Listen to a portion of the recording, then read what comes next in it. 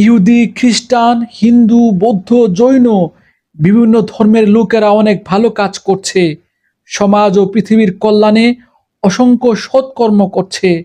তাদের এই ভালো কাজের প্রতিদান কি আল্লাহ রাব্বুল আলামিন দেবেন?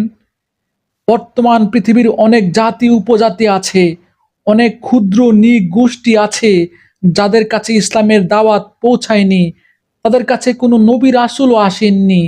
আল্লাহ, ইসলাম, কুরআন ও মুহাম্মদ সাল্লাল্লাহু আলাইহি সাল্লাম সম্পর্কেও তাদের কাছে কোনো বার্তা পৌঁছায়নি। যে সকল লোকের কাছে ইসলামের দাওয়াত পৌঁছায়নি, তাদের ফায়সালা কি হবে? শুধুমাত্র মুসলমানরাই কি জান্নাতে যাবে? ইহুদি, খ্রিস্টান, হিন্দু, বৌদ্ধ, জৈন ধর্মের লোকেরা কি জাহান্নামে যাবে? জান্নাতে যাবার মূল শর্ত কি? এমন গুরুত্বপূর্ণ প্রশ্নগুলো সামনে রেখেই আজকের তাফসীর এগিয়ে যাবে। ধৈর্য ধরে সম্পূর্ণ ভিডিওটি দেখুন। আপনি যদি চান কোরআনের আলো, কোরআনের সৌন্দর্য সবার কাছে ছড়িয়ে যাক, তবে ভিডিওতে লাইক দিবেন, কমেন্ট করবেন এবং চ্যানেলটি সাবস্ক্রাইব করে পাশে থাকবেন। আসসালামু আলাইকুম। স্বাগতম মহাগ্রন্থ আল কোরআনের ধারাবাহিক তাফসিরে। আজকে ইনশাআল্লাহ আমরা পবিত্র কোরআনের সূরা মায়দার ৬৯ নম্বর আয়াত নিয়ে আলোচনা করব। এই আয়াতে মন আল্লাহ রাব্বুল আলামিন বলেন, إن الذين آمنوا والذين هادوا والصابئون والنصارى من آمن بالله واليوم الآخر وعمل صالحا فلا خوف عليهم ولا هم يحزنون।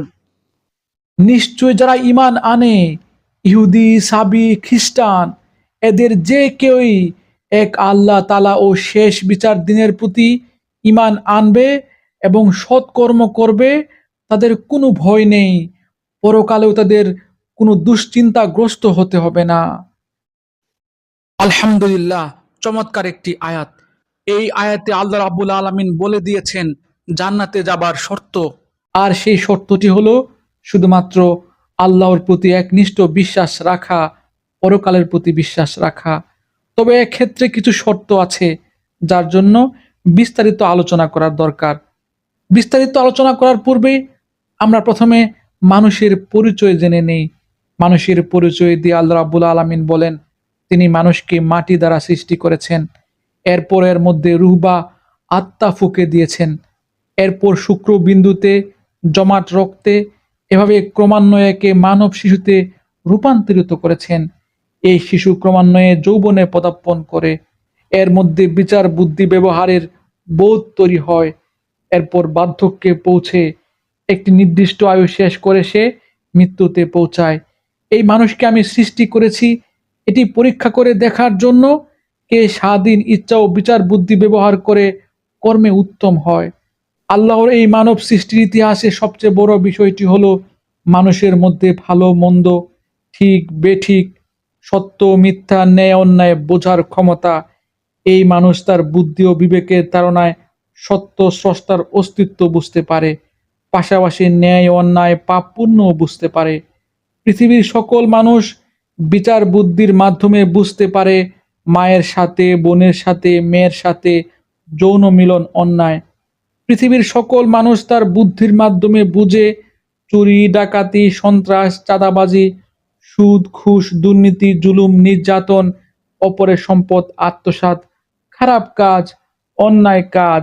ঠিক একইভাবে পৃথিবীর সকল মানুষ তার বুদ্ধি ও বিবেকের মাধ্যমে বুঝে পরোপকার করা, একে অপরের বিপদে সাহায্য সহযোগিতা করা, সৃষ্টিকুলের সেবা করা ভালো কাজ। ঠিক একইভাবে পৃথিবীর সকল মানুষ বুঝে চাঁদ, সূর্য, গাছপালা, পশু পাখি, পাথর, মূর্তি, পীর ফকির ও ধর্মীয় পণ্ডিতগণ পরনির্ভরশীল এবং এরা মানুষের সৃষ্টিকর্তা নয়। মূল সৃষ্টিকর্তা আল্লাহ রাব্বুল আলামিনের ধারণা মানুষ জন্মগতভাবে সহজাতভাবে পেয়ে থাকে, যার ফলে পৃথিবীর সকল জাতির কাছে স্রষ্টার ধারণা আছে, সৃষ্টিকর্তার ধারণা আছে। সেই পরম স্রষ্টাকে, সেই পরম সৃষ্টিকর্তাকে কেউ ঈশ্বর, কেউ ভগবান, কেউ আল্লাহ, কেউ বা অন্য কোনো নামে ডাকে এবং তাকে সন্তুষ্ট করার চেষ্টা করে। এ ব্যাপারে আল্লাহ রাব্বুল আলামিন পবিত্র কোরআনে বলেন, আর যখন তোমার পালনকর্তা বনি আদমের পৃষ্ঠদেশ থেকে বের করলেন তাদের সন্তানদেরকে এবং নিজের উপর তাদেরকে প্রতিজ্ঞা করালেন, আমি কি তোমাদের প্রভু নই? তারা বলল, আমরা অঙ্গীকার করছি অবশ্যই আপনি আমাদের প্রভু। আবার না কিয়ামতের দিন এরা বলতে শুরু করে যে এ বিষয়টি আমাদের জানা ছিল না। সুতরাং আপনি আপনার বুদ্ধি, বিবেক ও বিচার বোধকে ব্যবহার করুন। আপনি যদি আপনার বিচার বুদ্ধিকে ব্যবহার না করে মিথ্যা স্রষ্টার ইবাদত করেন, মিথ্যা ধর্মের ইবাদত করেন, পৃথিবীতে পাপের রাজত্ব কায়েম করেন, তবে আপনার জন্য ভয়াবহ বিপদ অপেক্ষা করছে। এ ব্যাপারে আল্লাহ রাব্বুল আলামিন পবিত্র কোরআনে বলেন, নিঃসন্দেহে আল্লাহ তাআলার নিকট সমস্ত প্রাণীর তুলনায় তারাই মূর্খ, বধির, যারা বিচার বুদ্ধি ব্যবহার করে না। আল্লাহ রাব্বুল আলামিন আরো বলেন, জাহান্নামীরা আরো বলবে, যদি আমরা শুনতাম এবং বিচার বুদ্ধি খাটাতাম তবে আমরা জাহান্নামবাসীদের মধ্যে আজ থাকতাম না। আসলে স্বাধীন ইচ্ছাশক্তি পেয়ে অনেক মানুষ শয়তানের চক্রান্তে পড়ে বিচার বোধকে পরিত্যাগ করে স্বার্থপরতার কারণে আল্লাহকে ভুলে মিথ্যা প্রভুর কাছে, মিথ্যা ধর্মের কাছে আত্মসমর্পণ করে ফেলেছে এবং আল্লাহর নাফরমানিতে লিপ্ত হচ্ছে। আল্লাহ দয়া করে এই নাফরমান বান্দাদের হেদায়েত দান করার জন্য যুগে যুগে সতর্ককারী হিসেবে অসংখ্য নবী রাসূল পাঠিয়েছেন। আর সর্বশেষ নবী হলেন হযরত মুহাম্মদ সাল্লাল্লাহু আলাইহি সাল্লাম, যিনি পৃথিবীতে ছিলেন 570 সাল থেকে 632 সাল পর্যন্ত। তিনি তার জীবদ্দশায় তার কাজ দায়িত্ব পরবর্তী প্রজন্মের কাছে পৌঁছে দেওয়ার জন্য আল্লাহর বাণী আল কোরআন সহ অসংখ্য সাহাবী তৈরি করে গেছেন।